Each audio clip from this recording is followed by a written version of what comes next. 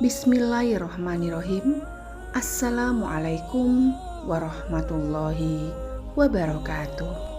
Alhamdulillahirabbil alamin. Wassalatu wassalamu ala asrofil anbiya'i wal mursalin wa ala alihi wa sahbihi ajmain, amma ba'du. Allahumma sholli ala sayyidina Muhammad wa ala alihi wa sahbihi wasalim. Sahabat beriman, malaikat adalah makhluk ciptaan Allah Subhanahu wa Ta'ala yang sangat taat dan patuh terhadap perintah penciptanya. Kehadirannya di rumah ternyata sangat penting sekali bagi para umat muslim, karena malaikat yang di rumah akan membawa kebaikan bagi pemiliknya.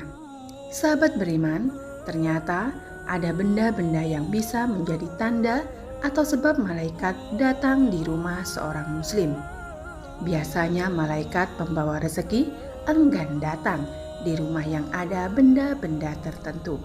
Tapi sebaliknya, kalau ada benda ini di rumah, maka malaikat sangat senang sekali tinggal di rumah tersebut. Rezeki merupakan anugerah yang diberikan oleh Allah Subhanahu wa Ta'ala kepada setiap makhluk hidup di alam dunia.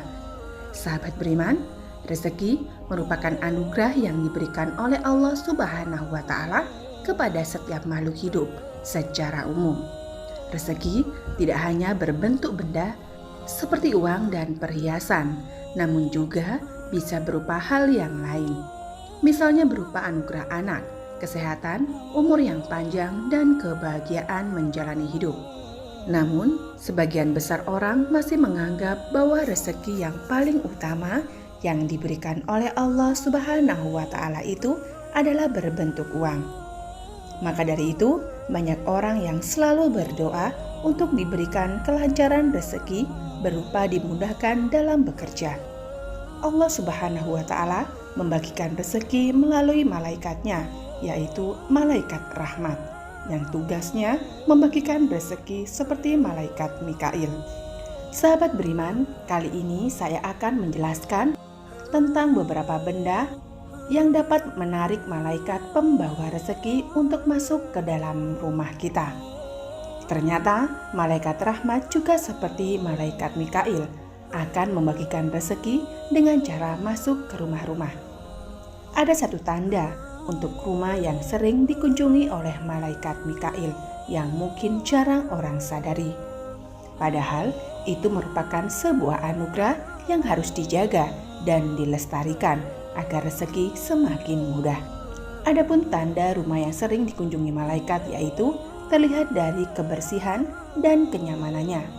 Selain bersih, tanda rumah sering disinggahi malaikat itu juga yang selalu digunakan untuk berzikir. Di tempat yang tidak pernah digunakan untuk berzikir dan tidak pernah dibersihkan, maka yang turun adalah golongan jin. Sahabat beriman, ada juga benda-benda di sekitar kita yang bisa membuat malaikat betah di rumah. Lalu benda apakah itu? Adapun benda yang dimaksud yang pertama adalah speaker aktif yang menyalakan bacaan Al-Quran. Apabila speaker aktif diputar terus-menerus, dipastikan malaikat akan datang ke tempat tersebut, sehingga rezeki pemilik rumah akan dilancarkan oleh Allah Subhanahu wa Ta'ala. Silahkan, bisa Anda coba di rumah Anda, menyalakan speaker aktif yang ada di rumah, lalu coba putar ayat-ayat suci Al-Quran dan dipadukan dengan rumah yang bersih. Dengan begitu, insya Allah, atas izin Allah, malaikat akan mengunjungi rumah Anda. Kedua, benda yang membuat malaikat betah adalah ayat suci Al-Quran. Malaikat sangat menyenangi rumah yang di dalamnya selalu ada lantunan ayat suci. Isilah rumah dengan bacaan Al-Quran, karena dengan cara ini malaikat akan mampir mengunjungi rumah kita. Mereka akan bahagia jika mendengarkan ayat suci Al-Quran yang diturunkan oleh Allah Subhanahu wa Ta'ala untuk manusia. Tapi ingat, Al-Quran bukan buat pajangan saja. Memang benar, malaikat sangat suka kalau di rumah kita ada Al-Quran, tapi bukan Al-Quran yang dipajang saja, tapi diamalkan. Yang ketiga adalah tasbih. Fungsi tasbih dalam Islam disebut sebagai sarana berzikir. Di samping itu, dengan menggunakan jari tangan sesuai sunnah Nabi, tasbih juga digunakan untuk berzikir seusai menunaikan ibadah sholat fardu.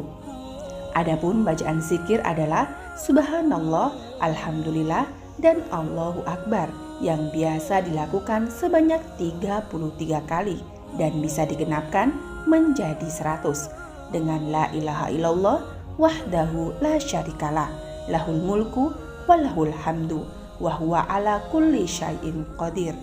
Maka Rasulullah SAW bersabda, barang siapa yang mengucapkan subhanallah setiap selesai sholat 33 kali, alhamdulillah 33 kali, dan Allahu Akbar 33 kali, yang demikian jumlahnya menjadi 99, dan menggenapkannya menjadi 100 dengan la ilaha illallah wahdahu lahul mulku walahul hamdu wa huwa ala kulli syai'in qadir, maka akan diampuni semua kesalahannya sekalipun seperti buih. Hadis riwayat Muslim dari Abu Hurairah. Yang keempat adalah mukena dan sarung yang dipakai untuk sholat. Mukena adalah busana perlengkapan sholat untuk perempuan muslim khas di Indonesia. Sebenarnya dalam Islam tidak ada kaidah terperinci perihal pakaian seperti apa yang seyogyanya digunakan untuk sholat. Yang ada hanyalah prinsip-prinsip umum bahwa busana untuk sholat hendaknya menutupi aurat dan bersih dari noda atau kotoran. Mukena adalah komoditas budaya yang khas ada di Indonesia. Konon merupakan hasil penyesuaian yang dilakukan oleh wali zaman dahulu sesuai dengan prinsip dalam agama Islam.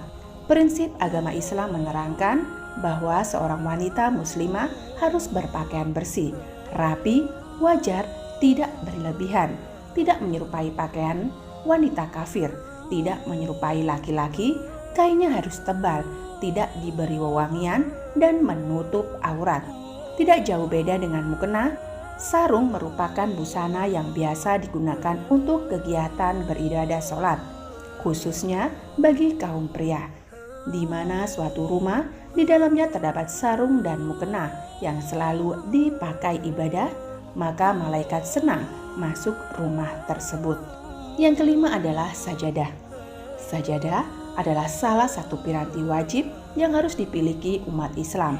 Terbuat dari bahan tekstil, beragam sajadah adalah alat sholat yang digunakan untuk menjaga kebersihan selama menunaikan ibadah.